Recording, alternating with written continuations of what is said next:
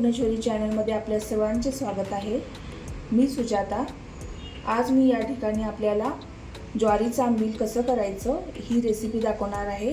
तर चला आता आपण कृतीला सुरुवात करूया। ज्वारीचं पीठ चांगलं चाळलेलं आहे आणि नंतर 2 चमचे मी ताकामध्येच भिजत रात्रभर ठेवलं होतं। तर चला आता आपण कृतीला सुरुवात करूया। या ठिकाणी एक पातेलं ठेवलेलं आहे। आता आपण 1.5 वाटी पाणी घालायचं आहे। त्याच्यामध्ये आता आपण जिरा पावडर, थोडा धनिया आणि लसूण आहे तो मी चेचून घेतलेला आहे, तो पण थोडासा घालायचा चवीपुरता।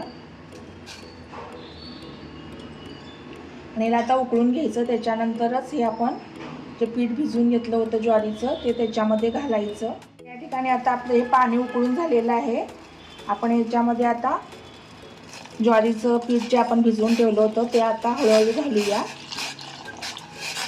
आणि याला चांगलं हलवत राहायचं। त्याच्यात गुठळ्या होता कामा नये।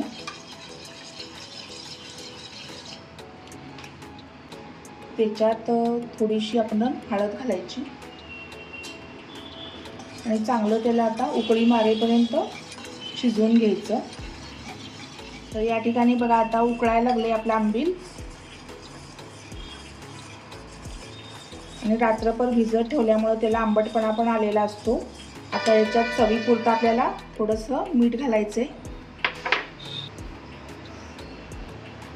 आणि आता ह्याला काही जास्त उकळी मारत बसायचं नाही। आणि आता मी गॅस बंद केलेला आहे, कारण जर का ह्याला आपण उकळी मारली मीठ घातल्यानंतर तर ते आंबील फुटू शकतं। म्हणून मी आहे त्या गरमच्या आचवरच तसंच ठेवलेलं आहे। आता हे थोडंसं हलकंसं थंड झालं की त्याला घट्टसरपणा येतो आणि आता याच्यामध्ये आवश्यक तेवढं आपण ताक घालून घ्यायचं आहे, साधं आपलं घरातलं।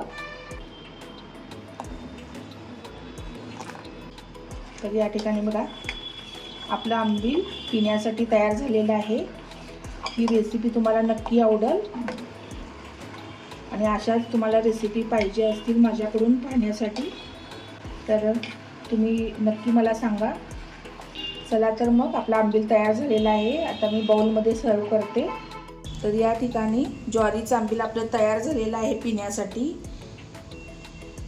आणि हे पौष्टिक आंबील आहे। आपण वास्तुक शांती करताना आपल्याला आंबीलची आवश्यकता असते घर शांत राखण्यासाठी। तर हे आंबील हेच आहे जे मी आता बनवलेलं आहे।